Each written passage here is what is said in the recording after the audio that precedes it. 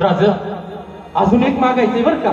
अरे आता दिला ना. अरे तू मृत्यू मागितला, मृत्यू दिला, आता तुला काय मागायचं?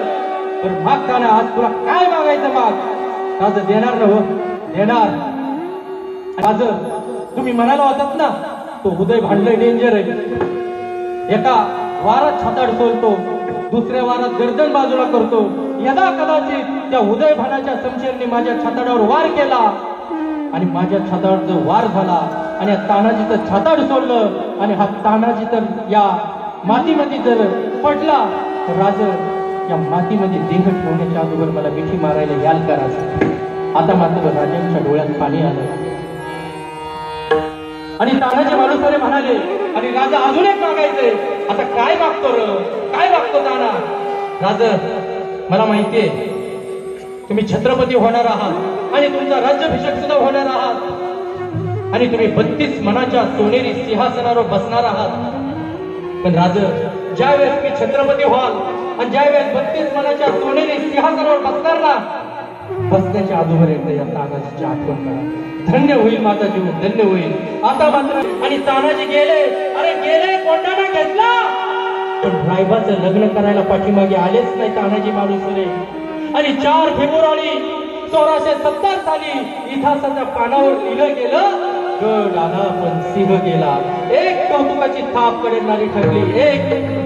कारण हे स्वराज्य तलवारीच्या पाठीवर नाही तर कौतुकाच्या थापीवर उभा राहिलेला आहे. आणि मी या मताचा आहे कौतुक करणाऱ्याचं कौतुक करायला पाहिजे. खरं तर छत्रपती शिवाजी महाराज जयंती इतक्या उत्सवात साजरी केलेली आहे. खरं तर खोपोली नगर परिषदेचे सगळे अधिकारी लोक असतील, स्टाफ असेल, आमचे काळे साहेब असतील, तानाजी महाराज असतील, पाटील साहेब असतील, त्यांचं सर्वांचं एकदा टाळ्याच्या केंद्रात कौतुक झालं पाहिजे. पुन्हा एकदा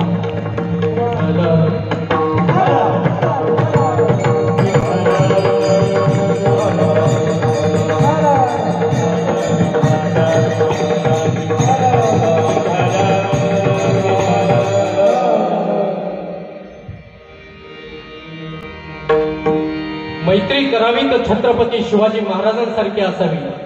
जगण्याच्या लढाईत विजयापर्यंत शेवटपर्यंत साथ देणारी, नाहीतर मैत्री करावी तर धर्मवीर छत्रपती संभाजी महाराजांसारखी असावी. मरण्याच्या भागीदारीमध्ये सुद्धा हिस्सा मागणारी, त्याला मैत्री म्हणतात. मित्र हो, जुन्या मित्रांना आयुष्यात कधी विसरू नका. कारण जुन्या मित्रात आणि नवीन मित्रात एक फरक आहे. नवीन मित्रांना तुमची फक्त भूमिका माहिती असते, पण जुन्या मित्रांना तुमचा सगळा इतिहास माहित असतो. विठ्ठल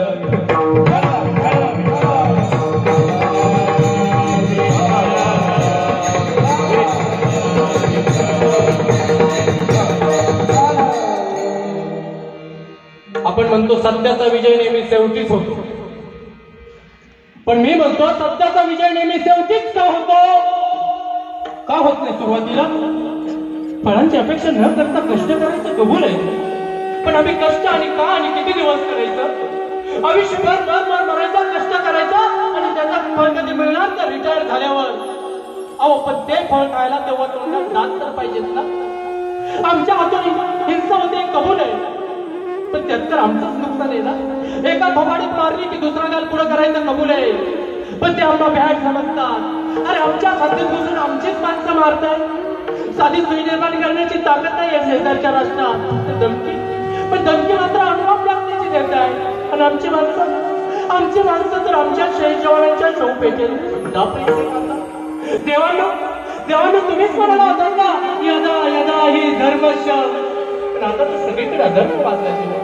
हे थांबवा देवांनो, हे थांबवा. आणि हा जर अधर्म थांबवायचा असेल तर तुम्हा आम्हा सर्वांना छत्रपती शिवाजी महाराजांच्या विचाराशिवाय पर्याय नाही. खरं तर आता काळे साहेब भेटले, त्यांचे मित्र पाटील साहेब भेटले. त्यांनी सांगितलं तुम्ही कार्य किती दिवसापासून करताय, तुम्ही सर्वजण एकत्र, कारण तुम्ही पॉलिटिक्स मध्ये आहात. खरं तर हे व्यासपीठ राजकारणाचं नाहीये, पण राजकारणावर कोण बोलणार साहेब? राजकारण जरी कार्यकर्ते असेल त्यांना पण काम येतं ना. सकाळी उठणं, याचा दहावा, त्याचं वर्ष श्राद्ध, त्याचा वाढदिवस, याचं उद्घाटन, बरोबर आहे का नाही? त्यांचा पण विचार करता का नाही? राजकारणी असे चांगल्या राजकारण्यांबद्दल काय? राजकारण सुद्धा एक चांगलं समाजकारण आहे साहेब. तुमचे स्टेटस पाहत असतो मी, काय चांगलं कार्य आहे तुमचं. तुम्ही तरुण आहात, कारण हे तारुण्य देवाच्या देशाच्या धर्माच्या आणि समाजाच्या कामी आले ना ते गेल्यानंतर सुद्धा जिवंत करायचं.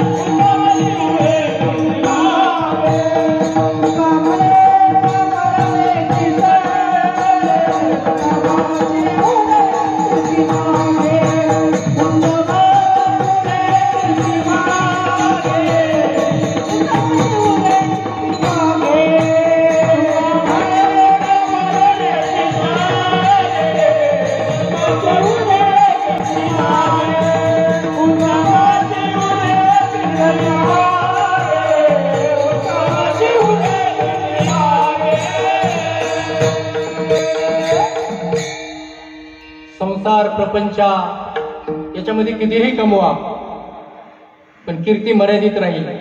पण जे देवाच्या देशाच्या धर्माच्या आणि समाजाच्या रक्षणासाठी स्वतःच्या आयुष्याची राख रांगोळी करतात ना उत्तमाची उरे कीर्ती मागे. विठोबा रुक्माई